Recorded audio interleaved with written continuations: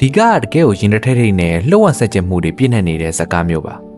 Colors of Evil Black ဆိုတဲ့ခေါင်းစဉ်နဲ့လိုက်ဖက်အောင်လို့ဇလန်မှောင်မှိုင်ပြီးတော့လှုပ်ဝက်ချက်တွေကိုတဆင့်ချင်းစီဖော်ထုတ်သွားတာကအရန်ကြည့်လို့ကောင်းပါတယ်အမှုလိုက်ရှိနေတဲ့ဇက်ကောင်စရိုက်ကလည်းပိုင်နိုင်ပြီးတော့ဇက်အိမ်ကတဖြည်းဖြည်းနဲ့အရှိန်မြင့်လာတာမလို့ကြည့်ရှုတဲ့ပရိသတ်ကိုစိတ်လှုပ်ရှားမှုပေးစွမ်းနိုင်ပါတယ်လှုပ်ဝက်ဆန်းကျဲတဲ့ဂျာစုံမှုဇလန်ကြိုက်နေတတ်တဲ့လူတွေအတွက်ကတော့ဒီကားကိုလက်မလွတ်တမ်းကြည့်သင့်ပါတယ်နော်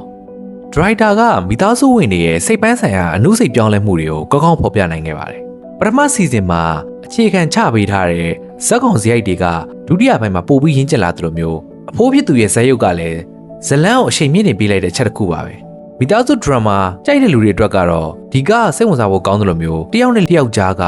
နားလည်မှုခွင့်လွှတ်မှုတွေကိုပြန်တွေးမိစေမဲ့ဇလန်တွေကောင်းတစ်ခုပါမိသားစုရဲ့အချစ်နဲ့နာကျင်မှုတွေကိုခံစားကြည့်ကျင်နေဆိုရင်တော့ဒီကတော့လက်မလွတ်သင့်ပါဘူးဒီ reality show ကလူတွေရဲ့စိတ်သက်ကြက်ခံမှုနဲ့ဖိအားအောက်မှာဘယ်လိုတုံ့ပြန်မလဲဆိုတာကိုအကောင်းဆုံးဖော်ပြပေးထားပါတယ်ရိုးရှင်းပြန်ပွဲတစ်ခုတည်းစားလို့ရှိရင်